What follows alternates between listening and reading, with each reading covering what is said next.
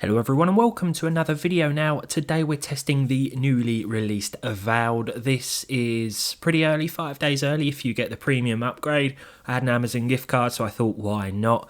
The RX 580 has 8GB of VRAM. It's a few years old now so I'm going to start off with low, but we're going to start with native 1080p to see if we can hit 30 FPS. Alright, so here we go, RX 580 8GB, we are using an i7-12700F, so the CPU is surely helping us out today, and I also have 32 gigs of 3200 MHz DDR4, so this is definitely carrying the system, I think, but the 580 is still getting at least 30 frames per second. We have literally just started the game. With all of these test videos, I always like to have a look at the early stages as to not give anything away. You know, if I had been playing it for hours and then I upload pretty early on and then give away a main sort of plot point, it can be a bit annoying if you're watching. So I thought we'd start off pretty early on. Not much going on here, we're just learning the basic controls, getting to grips with the combat, so on and so forth. But as you can see, the low settings, I've seen better games, that's for sure. Plus 30 FPS with the RX 580, which is about 7-8 years old now. I think the 8GB of VRAM certainly helps. I mean, you can also get this in a 4GB version, and as you can see when we look at the VRAM and VRAM usage process on the left of the screen, thanks to the RubyTuner overlay, we are actually exceeding 4 gigs of VRAM even with the lowest settings. I've turned everything off in the menu, as you probably saw at the start. What I'm going to do in a minute is actually drop things a little lower. We'll have a look at the upscaling options to see if we can hit 60 frames per second. Almost stood on that tripwire then. I'm pretty sure that wouldn't have ended well, but let's... Oh, I trod on a tripwire then. Okay, didn't wipe me out, I thought it might, but let's see if we can hit 60 frames per second and how bad we have to make the game look to actually achieve that. So we actually have a couple of options here within AMD RX 580. We can either choose between Temporal Super Resolution or TSR and AMD Fidelity FX3 or FSR3. Now, I thought the best bet was probably to jump in at the lowest settings here. I did try balanced briefly, as you'll see, but this wasn't enough for 60 frames per second. It does give our frame rate a nice little boost, but it simply wasn't enough for a plus 60 FPS average. I always find that TSR looks a little better than FSR3, performs about the same in this game from my initial testing, but it's entirely up to you as to which one you want to use. As you can see, I was sort of running through the options and we had to settle on ultra performance mode. The first thing I did was actually try FSR3. This is also good for 60 frames per second a lot of the time, but it is pretty early on in the game. I actually ended up settling with TSR and dropping the screen percentage or the scaling down to 33%, and I found that this gave us basically the same result, possibly 1 or 2 frames more on average, and we were able to actually see at least 60 FPS on average. I think the average probably came in at bang on 60, but as always all of the figures will be up on screen.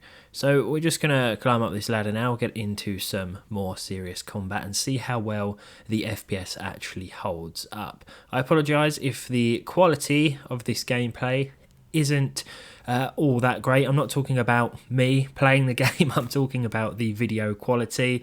Not only do we have compression at play, but there were a few issues with recording today, and of course we are running at 33% upscaling, so there are all sorts of problems stopping this from being the clearest video in the world, but hopefully you can bear with me and you still get a decent idea of how the game performs on an aging card such as this one. Alright, we'll take on this big fella.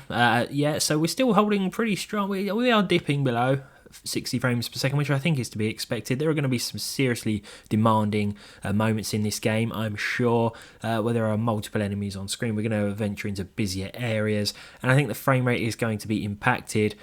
To be honest, I don't think TSR at 33% scaling is too bad considering the graphics card that we are using, but it's nice to know that we can also get plus 30 FPS at native as well for those of you that want to stick to 1920 by 1080 without any further adjustments. Okay, so right now we're actually trying to free someone from... Oh, this looks good. Okay, right, let's see what we can do with this. We should be able to clear that route up ahead. I think I'm also supposed to be freeing someone from a cell. I just got speaking to someone. Not sure if I've left them behind, but we'll have to go back and take a look at that. Can we clear that path? Oh, there we go. Perfect. Yeah, I think this game is actually pretty easy to get to grips with in terms of the learning curve. I've been playing for a little while now, and everything's pretty easy to pick up. I did select easy difficulty, so that may be why, to be fair. Oh, some more enemies to take on, and now we've got a long-range weapon to do it with. Excellent. We're going to wipe these guys out, and then we're going to jump to the depths below. I hope there's no fall damage, because if there is, I'm probably going to die. But let's see what happens. Are they all gone? Yeah, we've cleared those out.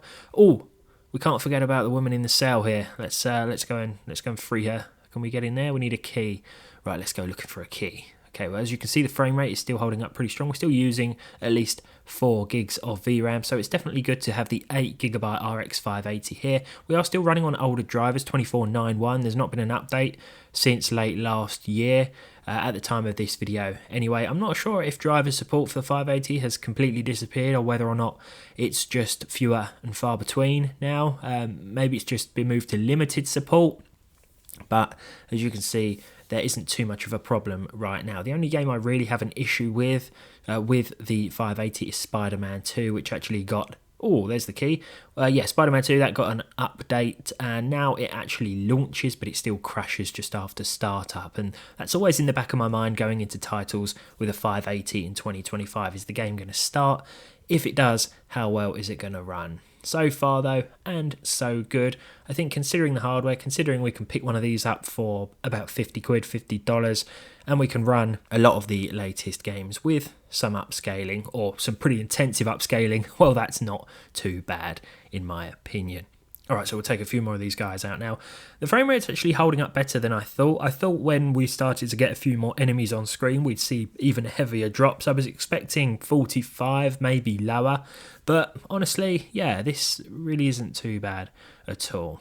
To finalise, I actually switched back to native resolution. So we're going to turn TSR off completely, switch back to 1080p with no trickery. This is pure and native full fat 1920 by 1080 if you will. As you can see in this area here, we are getting at least 30 frames per second. I'm hoping the average is going to come in somewhere at around 40. Where's my assistant going? She's just running off over there. I seem to have hit a dead end as well. Okay, let's get back and fight some more enemies. Yeah, 38, 39 FPS now. I'm actually enjoying this game so far. I've been spoiled this week with Kingdom Come Deliverance 2, and that's been taking up most of my playtime. So it's actually nice to have a bit of a change, and I'm enjoying this one thus far. But we'll see how it goes. We'll see how things are affected in terms of performance updates as well. But as you can see here, you can either play at 60 FPS with some heavy upscaling on an older card like 580, or you can run it at native 4 plus 30 frames per second. But it is going to feel a lot less fluent. But of course, as PC gamers, we have that choice, and it's entirely up to you with which route you'd like to go down. Let's just finish off some of these guys to end the video.